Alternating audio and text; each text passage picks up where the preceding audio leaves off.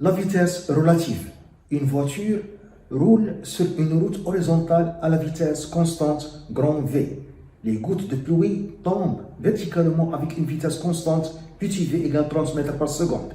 Les deux vitesses sont mesurées par rapport à un référentiel ROXZ lié au sol. La vitre arrière de la voiture est inclinée d'un angle alpha égale 55 degrés par rapport à la verticale. 1. Quelle trajectoire décrit la goutte de pluie par rapport au référentiel R'O',X',Z' lié à la voiture? 2. Déterminer la vitesse minimale grand V de la voiture pour que aucune goutte de pluie ne frappe la vitre arrière de la voiture. 1. La trajectoire de la goutte de pluie par rapport au référentiel R'.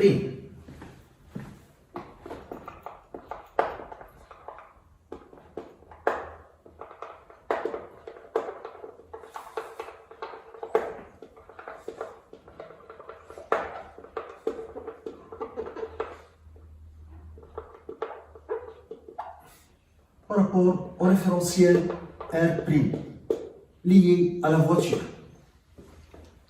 Le schéma, le repère OXZ lié au sol est un repère fixe.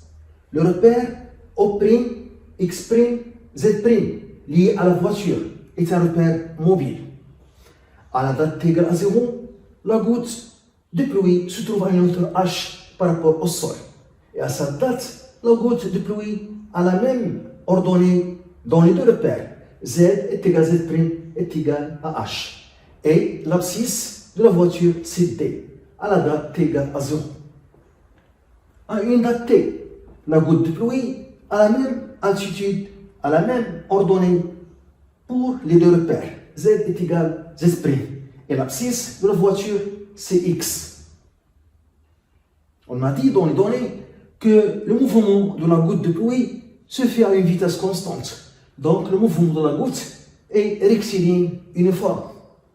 La même chose pour la voiture se fait son mouvement avec une vitesse constante. Donc le mouvement de la voiture est rectiligne uniforme. Pour trouver l'équation de la trajectoire de la goutte de pluie par rapport au repère mobile O'X', Z', on utilise l'équation horaire de mouvement rectiligne uniforme. Le mouvement de la goutte de pluie est rectiligne uniforme. Le mouvement de la goutte se fait suivant l'axe OZ. Donc, puisque le mouvement est rectiligne uniforme, on écrit son équation horaire. Donc, Z est égal à la coordonnée VZ fois T plus Z0. Z0, c'est l'ordonnée à T égale à 0. Et à T égale à 0, on met Z égale à H. Donc, à T égale à 0, je remplace Z par H et T par 0. Donc, VZ fois 0 plus Z0. Donc, la coordonnée à T égale à 0, c'est H. Le vecteur vitesse petit v de la goutte s'écrit dans le repère OX, OZ est égal à VZ, vecteur unitaire K. VZ, c'est la coordonnée de vecteur vitesse V de la goutte. Donc, pour la goutte, petit v, et pour la voiture, grand V. On voit le vecteur vitesse petit v de la goutte vers le bas, le vecteur unitaire K vers le haut, en du sens opposé. Donc, la coordonnée VZ est négative. VZ est négatif. Donc, VZ est égal à moins V. V est le module du V positif, le moins de la coordonnée. Donc, l'équation horaire de mouvement de la goutte dans le référentiel OX, OZ s'écrit Z est égal à moins V fois T plus H. On a à chaque instant Z est égal à Z'. On a Z est égal à Z'. Donc, je remplace ici Z par Z'. Donc, Z' est égal à moins V fois T plus H. Le mouvement de la voiture est rectiligne uniforme suivant l'axe OX, car la vitesse est constante. On écrit son équation horaire. X est égal à Vx fois T plus X0. Grand V pour la voiture. Petit v pour la goutte de pluie. x0 c'est l'abscisse at égale à 0. Et on voit que at égale à 0, x égale à d. A t égale à 0, on a x égale à d et t égale à 0, donc vx fois 0 plus x0. Donc on trouve que x0 est égal à d. On a aussi le vecteur vitesse exprimé dans le repère OX, OZ, c'est Vx, vecteur unitaire I.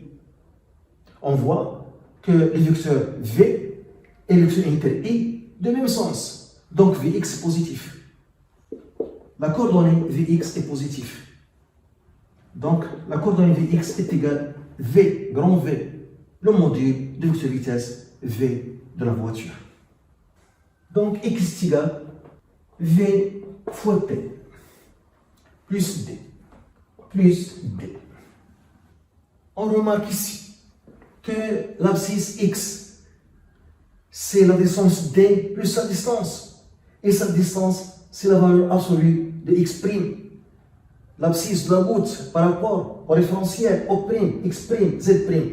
Car l'arrière de la voiture se déplace de la même distance que le repère O', z' lié à la voiture.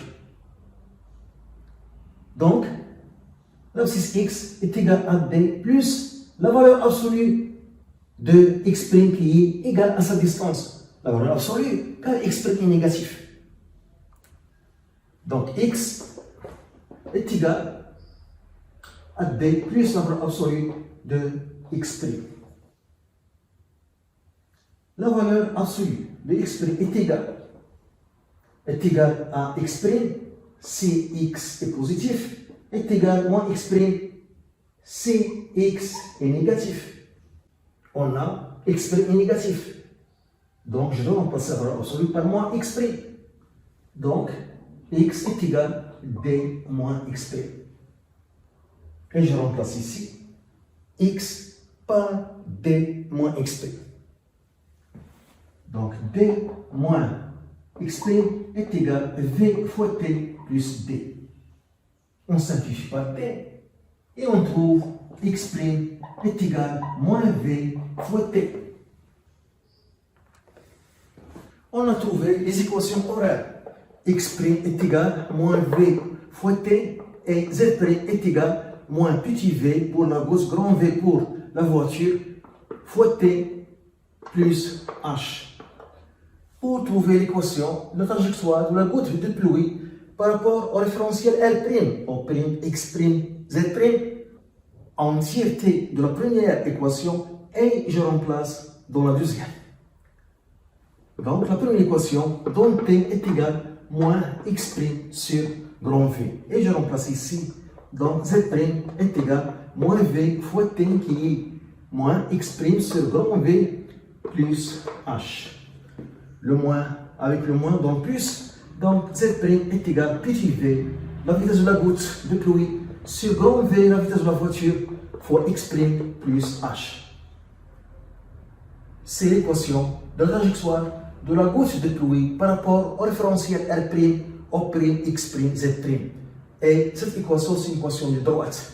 Donc, la trajectoire est une droite. Le coefficient de lecteur, petit v sur grand V. Et h, c'est l'ordonnée à l'origine. Donc, la trajectoire de la goutte de pluie dans le référentiel R', O', x', z' est une droite.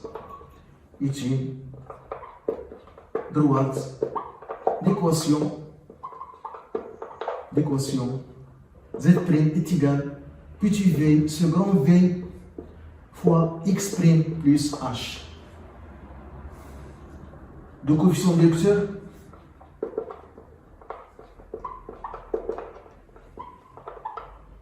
A est égal à petit v sur grand V. Pour tracer la trajectoire, on prend deux points. Pour x' est égal à 0, on trouve z' est égal à h. Et pour z' est égal à 0, on trouve x' est égal.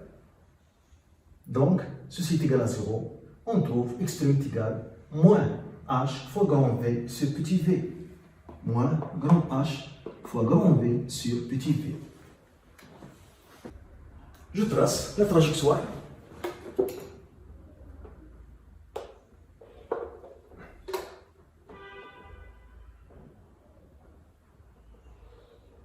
Dans le repère, O', X', Z', pour X' est égal à 0, on a Z' est égal à H, ici par exemple. Et pour Z' est égal à 0, on a X' est égal à moins H fois V fois grand V sur petit v. Donc, X' est négatif, donc se trouve dans la région négative, ici. Ici, moins H fois grand V sur petit v. Donc, la trajectoire passe par ces deux points. C'est la trajectoire de la goutte de pluie par rapport au référentiel R', O', X', Z'. Et toujours, le vecteur vitesse est tangent à la trajectoire. Donc, la direction du vecteur vitesse, il est comme ça. C'est la vitesse V' de la goutte de pluie par rapport au référentiel R', O', X', Z'. Toujours, le vecteur vitesse est tangent à la trajectoire. Et ça, c'est la trajectoire dans le référentiel R'. Donc, V', ce vecteur vitesse, c'est la vitesse dans R' de la goutte de pluie. Je note cet angle θ. Θ. Donc, tangente θ, c'est le coefficient directeur. C'est A. Cette longueur, c'est cette longueur. On cherche tangente θ. Tangente θ est égal à cette longueur sur cette longueur. En prenant cette abscisse positive, car θ, tangente θ est positif. Donc, c'est H sur H fois grand V sur petit v. Donc, on trouve petit v sur grand V. La vitesse de la goutte de pluie sur la vitesse de la voiture. C'est A. Donc, tangente θ, c'est A. C'est le coefficient directeur. Donc, on a montré que A est égal à tangente θ. De la vitesse minimale de la voiture pour que la pluie ne frappe pas la vitre arrière de la voiture. De la vitesse minimale de la voiture.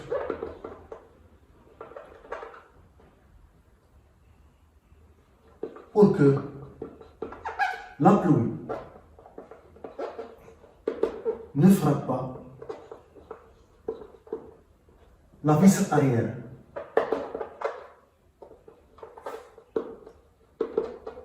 de la voiture.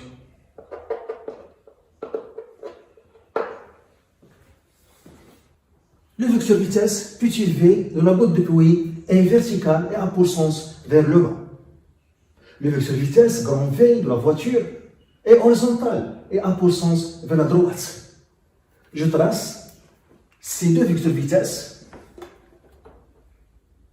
La vitesse de la goutte de pluie par rapport au référentiel R, petit v. La vitesse de la voiture grand V. Je trace le vecteur vitesse qui est l'opposé de ce vecteur vitesse de la voiture. Les deux vecteurs vitesse ont du sens opposé et le même module, moins V. La direction de la somme de ces deux vecteurs donne cette direction. Et cette direction, c'est la direction de vecteur vitesse V' de la goutte de pluie, par rapport au référentiel R', O', X', Z', car cet angle c'est θ. Et on montre que la somme de ces deux vecteurs vitesse, c'est le vecteur V'. La vitesse de la goutte de pluie par rapport au référentiel R'. O', X', Z'. Donc, on montre que la vitesse V' de la goutte de pluie par rapport à R' est égal petit v plus moins grand V. Ici, on a l'angle θ et cet angle, c'est pi sur 2 moins θ. Et on va comparer cet angle pi sur 2 moins θ avec l'angle alpha qui est égal à 55 degrés, l'angle entre la vitre arrière et la verticale. Si cet angle pi sur 2 moins θ est supérieur à alpha, alpha, c'est l'angle que fait la vitre avec la verticale. Ce cas, par exemple, alpha. Dans ce cas, la pluie ne frappe pas la vitre arrière de la voiture. On voit la direction de la vitesse prime par rapport à la voiture. Donc c'est ça sa direction. C'est ça sa direction. Donc aucune goutte ne frappe la vitre arrière de la voiture. Dans ce cas, la pluie ne frappe pas la vitre arrière.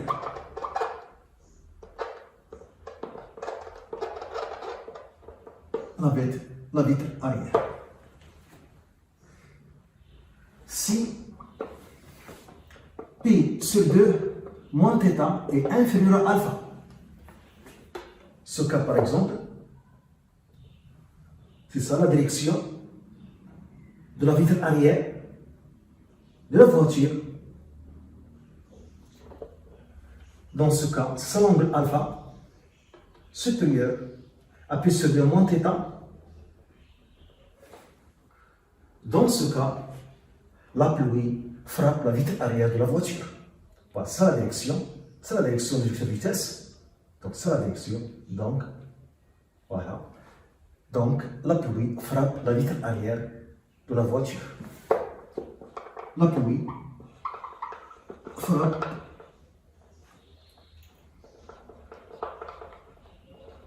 la vitre arrière de la voiture. Pour ce cas, si pi sur 2 moins θ est supérieur à alpha, la pluie ne frappe pas la vitre arrière de la voiture. C'est ce cas, alpha, c'est la direction de la vitre arrière de la voiture. Ça, c'est l'angle pi sur 2 moins θ. Pi sur 2 moins θ supérieur à alpha. La pluie ne frappe pas la vitre arrière de la voiture. Si maintenant pi sur 2 moins θ est égal à alpha, dans ce cas, c'est ça l'opposé de la vitesse de la voiture. Ça correspond à la vitesse minimale de la voiture lorsque pi sur 2 moins θ est égal à alpha. Ce cas, c'est pour une vitesse de la voiture supérieure à la vitesse minimale. Donc, si pi sur 2 moins θ est égal à alpha, on trouve la vitesse minimale de la voiture pour que la pluie ne frappe pas la vitre arrière de la voiture. Si pi sur 2 moins θ est égal à alpha, dans ce cas, la vitesse de la voiture est égale à la vitesse minimale qu'on cherche. On a la relation tangente θ est égale à petit v sur grand V. Donc, la vitesse de la voiture, c'est la vitesse de la goutte sur tangente θ.